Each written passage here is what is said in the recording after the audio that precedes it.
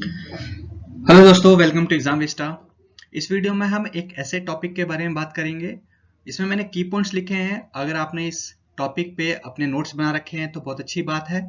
आप इस वीडियो में से कुछ पॉइंट्स अपने उस नोट्स में ऐड कर सकते हो। बाकी अगर आपने नहीं भी बना रखे हैं तो आप ये वीडियो पूरा देखिए, आपको बहुत ज़्यादा मटेरियल ऐसा मिल जाएगा जिससे आपका स्कोर जो है काफ़ी बूस्ट होगा, राइट। और मैंने इस वीडियो को बनाने के लिए रेफरेंस जो ली है वो 151 एसे बाय एस.सी. गुप्ता जो है वो बुक उसके लिए है, एक मैगजीन्स के लिए है, कुछ करंट अफेयर्स और न्यूज़पेपर वगैरह के लिए है, राइट। तो अगर आप पहली बार हैं तो इस चैनल को सब्सक्राइब जरूर कर लीजिए, क्योंकि आपको मैं ऐसे ही इसमें वीडियो डालते रहूंगा। और अभी मत करिए, बेशक आप ये पूरा वीडियो देखिए। अगर आपको लगता है कि हाँ हेल्पफुल है, आपको हेल्पफुल लगा है, आपको काम आया है, इस टॉपिक में से, इस वीडियो में से हेल्प कुछ काम आया है आपको, तो आप जरूर सब्सक्राइब कीजिए, लाइक कीजिए और शेयर कीजिए, राइट। तो चलिए स्टार्ट करते हैं। तो इंट्रोडक्शन की बात कर लेते हैं। क्लाइमेट चेंज, तो पहले क्लाइमेट की डेफिनेशन है। यहाँ पे आप देखिए क्लाइमेट की डेफिनेशन पहले लिखी हुई है। Climate is the weather condition prevailing over an area for a longer period of time. ठीक है, तो ये क्लाइमेट की डेफिनेशन है।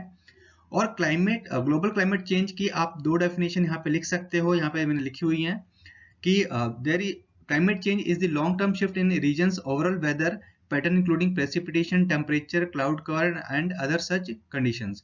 और यहाँ पर भी ये मैंने गूगल से उठाया ये वाली डेफिनेशन कि change in the pattern of weather and related changes in ocean, land surface and ice sheets occurring over time scales of decades। तो ये है डेफिनेशन। अगर आप चाहते हो कि आप अपने जो पैसेज की शुरुआत है, माफ कीजिए, ऐसे की शुरुआत है, वो आप कोटेशन से करो, तो यहाँ पे मैंने दो कोटेशन लिख रखी हैं। आप इसको इनको स्टार्टिंग में भी लिख सकते हो और एंड में भी लिख सकते हो, राइट।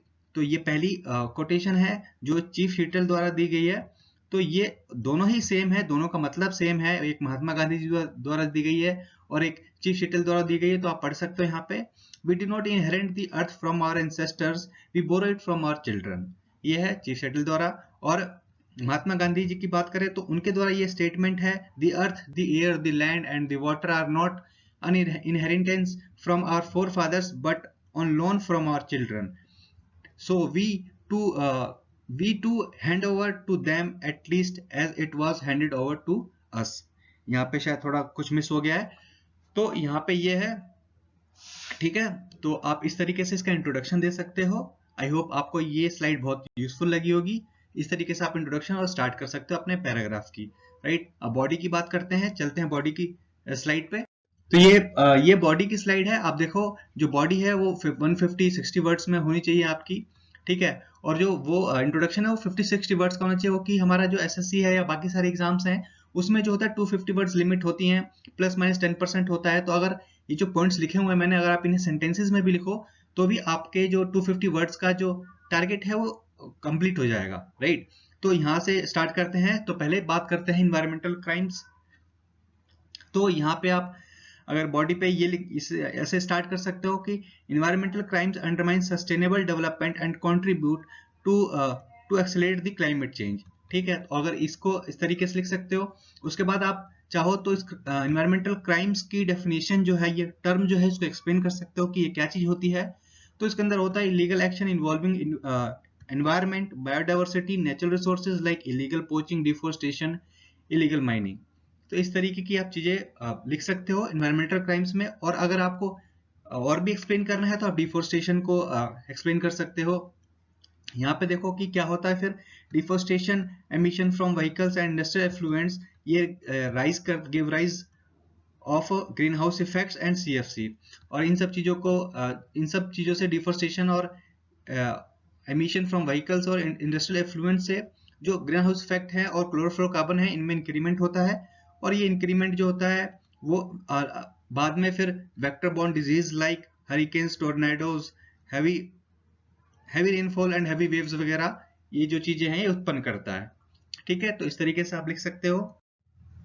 आगे बात कर लेते हैं क्लाइमेट चेंज के बारे में। तो इसकी वजह से क्या होता है, सब ट्रॉपिकल डेजर्ट्स जो है उनका एक्सपेंशन हो जाता है, और जो बंजर भूमि है, उस तरीके की जो रेगिस्तान है, वो काफी ज्यादा मात्रा में बढ़ते जाता है। और उसके बाद इम्बैलेंस होता है हमारे नेचुरल इकोसिस्टम में।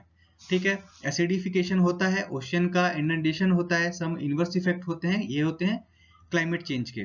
तो इस तरीके से आप लिख सकते हो और उसके बाद एग्जांपल दे सकते हो कि देखो क्लाइमेट चेंज की वजह से जो एक बुलबुल जो हमारा ये साइक्लोन आया था, इसकी वजह से 20 जाने गई हमारी कंट्री में और बहुत ज्यादा कोस्टल इंफ्रास्ट्रक्चर को जो डैमेज हुआ।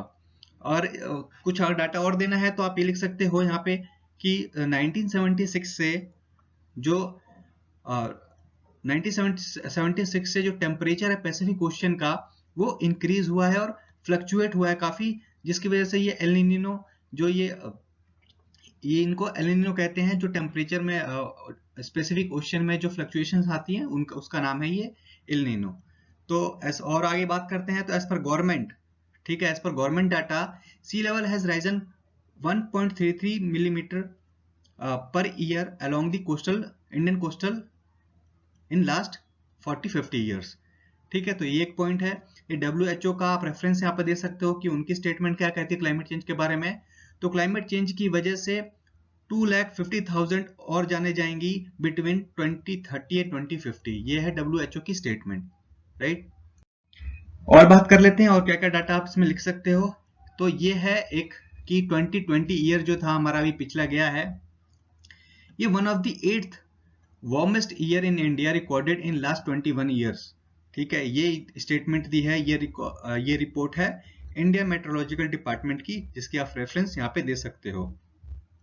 Due to extreme weather climates 5 cyclone India में आए थे, जिनका नाम था एम्फान, निसर्ग, गति, निवार, राइट, और बेरोवी। ये 2020 में आए थे। तो आप इस तरीके की एग्जांपल्स दे सकते हो। उसके बाद आप उसको और एक्सप्लेन करना है तो आप ये साइक्लोन को एक्सप्लेन कर सकते हो थोड़ा, ठीक है। उसके बाद डाटा दे सकते हो कि 700 से ज्यादा जाने गई हैं एक्सट्रीम वेदर से, like cold waves, floods in India. अगर हम इंडेक्स की बात करें, रैंक की बात करें इंडेक्स में इंडिया की, तो आप ये भी देख सकते हो कि इसमें क्लाइमेट चेंज परफॉर्मेंस इंडेक्स अगर 2019 की बात करें तो इसमें इंडिया की जो रैंक है वो 11 रही है। और ये दिया किसके द्वारा दिया गया है? जर्मन वॉच के द्वारा दिया गया है। तो ये चीजें लिख सकते हो और आप इसको भी एक्सप्लेन कर सकते हो क्लाइमेट चेंज परफॉर्मेंस इंडेक्स हमें दिखाता क्या है। तो आप ये भी लिख सकते हो कि इसमें ये दिखाया जाता है कि कौन सी गवर्नमेंट क्लाइमेट चेंज के प्रति अपनी तरफ से क्या क्या कदम उठा रही है, कैसा काम कर रही है। तो ये चीजें लिख सकते हो। और ग्लोबल एनवायरनमेंट परफॉर्मेंस इंडेक्स की बात करें तो उसमें भी 177 रैंक है, जो कि बहुत अच्छी नहीं है बाय यूएन द्वारा, ठीक है, ये दिया गया है। तो ये सारी चीजें लिख सकते हो। आई होप आपको ये मटेरियल यूजफुल लग रहा होगा। आप प्लीज सब्सक्राइब कीजिए चैनल को अगर आप थोड़ा सा भी इसमें लग रहा है कि हाँ आपको हेल्पफुल है या आपको हेल्पफुल लग रहा है, ठीक है। आगे बात कर लेते हैं। तो आप कंक्लूड करते हैं। कंक्लूजन भी आपको 50-60 वर्ड्स में ही लिखना है, क्योंकि ये ऑलमोस्ट 250 के अराउंड हो जाएगा। तो इसमें आप क्या लिख सकते हो? तो इसमें देखो कंक्लूजन में या तो होता है करंट सिनेरियो कि अभी इसका स्टेटस क्या है, या तो आप सजेशंस दे सकते हो। ये दो चीजें लिख सकते हो। तो बात कर लेते हैं क्या क्या लिख सकते हैं। तो इसमें आप ये पॉइंट डाल सकते हो कि United Nation framework convention on climate change agreement to reduce CO2, ये CO2 है carbon dioxide, and other green house effect from 2020। तो ये एग्रीमेंट हुआ था यूनाइटेड नेशन कन्वेंशन में, जिसके बाद ये एग्रीमेंट हुआ था कि CO2 और ग्रीन हाउस इफेक्ट को कम करने की कोशिश की जाएगी बाकी नेशंस द्वारा। गवर्नमेंट द्वारा नमामि गंगे प्रोजेक्ट स्टार्ट किया गया है। इन सब चीजों को देखते हुए क्लाइमेट चेंज की तरफ अपना रुख करते हुए उनको सुधारने की तरफ नेशनल वाटर मिशन एक चलाया गया है। जल शक्ति मंत्रालय की स्थापना की गई है ताकि जो वाटर है और रिवर्स हैं उनका ध्यान दिया जाए, उसे दूषित होने से बचाया जा सके। और इंडिया का टारगेट है सोलर एनर्जी। देखो यहाँ पे ये भी लिख सकते हो कि इंडिया का जो टारगेट है सोलर एनर्जी टारगेट 2022 तक 100 गीगावाट प्रोड्यूस करने का है, और रिन्यूएबल एनर्जी टारगेट जो है 175 गीगावाट तक है प्रोड्यूस करने का 2022 तक।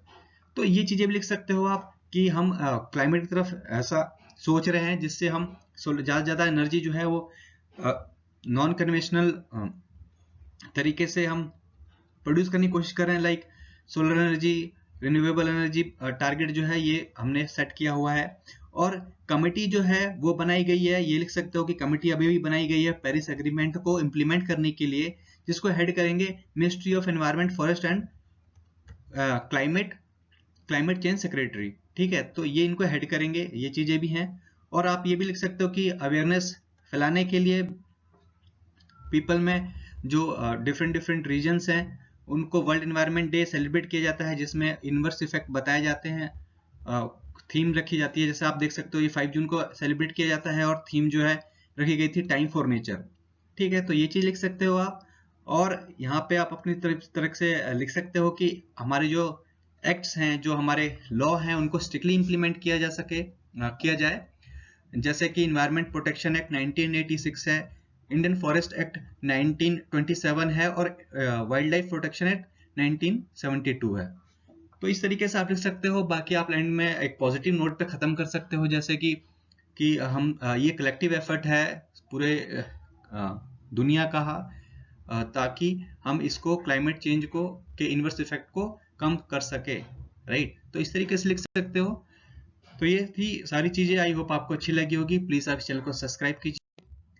Thank you for watching Examista. Please subscribe, like and share this channel. मिलते हैं नेक्स्ट वीडियो में। आई होप ये वीडियो आपको काफी हेल्प करेगी आपके स्कोर को बूस्ट करने में। Thank you.